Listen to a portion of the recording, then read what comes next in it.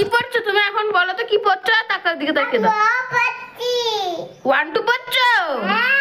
এই পড়ে শুনিয়ে দাও। ও না 1 2। তারপরে তারপরে তারপরে হ্যাঁ হ্যাঁ না 5 এর পরে কি?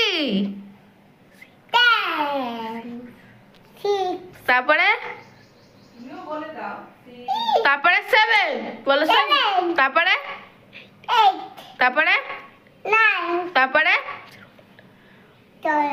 কি বলো 1 0